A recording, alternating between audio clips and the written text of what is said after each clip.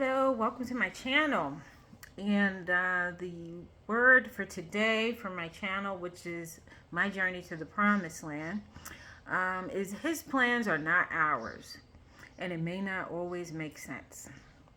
So I just, believe that I got this message, and I was just thinking about a lot of different things, like a lot of things that happened in the Bible to different people, which demonstrates God. As I'm reading the Bible now, I'm reading to get a better understanding of God, right? Of our Father and of His character and what He will allow or not allow, or how He does things, right?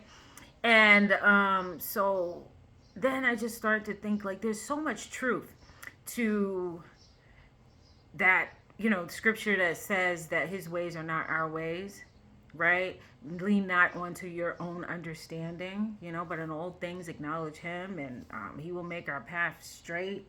And so his ways are not our ways. So I'm gonna give some examples of that, so that we can just basically accept it, right?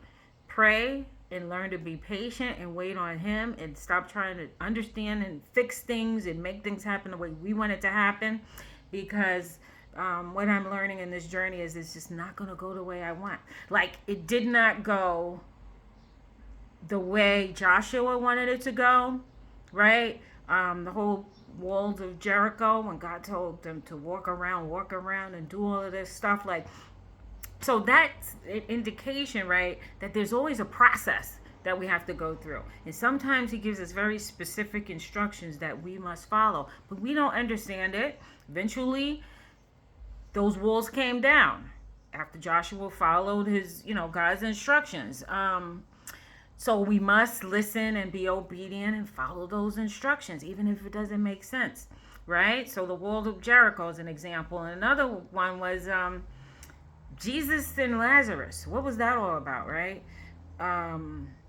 So Jesus was late, right? And Lazarus was already dead. But he got there.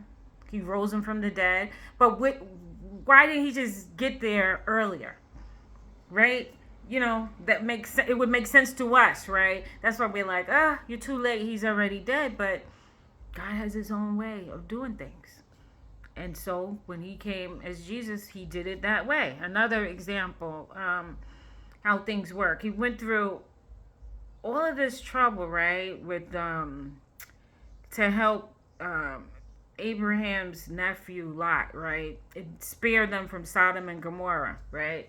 And so the wife made it out of the city and everything, but turned around and then turned to salt. Why? You know what I mean? Like, you know what I mean? She got out. You know what I mean? She came. Yeah, she's going through some things in her head, and mentally she don't really, there's a lot going on, but she turned into a pillar of salt, so she didn't make it. She didn't survive, right? Another one, when Jesus was risen, from the dead, right? He didn't look like Jesus. What was that all about? Like, why didn't he just look like how they know his disciples and Mary and everyone that was there to know definitely that was him? What was that all about? Kind of confusing, right? And two more, and then I'm gonna wrap this up. Jesus told Peter, walk toward me on the water, right? And we know how that story goes. Peter sank because he got distracted by the storm. He took his eyes off of Jesus and he sank. What was that all about, right? Jesus just let him sink to prove this point, right? Another thing, like, kind of like didn't make sense. Like, why didn't you just let him finish walking toward you? Yes, this is a miracle, but to prove his point, he let all of that happen, right? All of it played out in a certain way to teach us a bigger lesson. So there's a lesson there. And then lastly, what is this whole thing about? Like, Jesus was God, right? But he was constantly running when he was here. He was constantly escaping the authorities, the Roman Empire, right? There was, he was constantly trying to avoid, being found, and because, as we understand it now, there was an appointed time. But to those disciples, imagine how they felt. It's like, you are God. Why are we constantly running? Why are we constantly, begging for a place to stay, a place to live? Why can't you just provide, right? And the whole turning the few fish to feed the whole crowd. But it was all for a reason. It was all to teach lessons. The same with our life right now. Everything is happening for a reason. The way it's happening, we may not always understand it, but you know what? He is the sovereign, most high God. So we just have to understand that He has our best interests at heart. He knows the plans that He has for us, plans to prosper us and to give us hope in the future. And that's just what it is. We must be obedient, and we must believe, and we must have that faith in Him.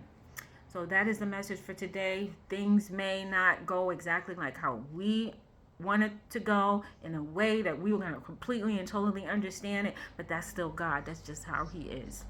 I hope this helps. See you next video.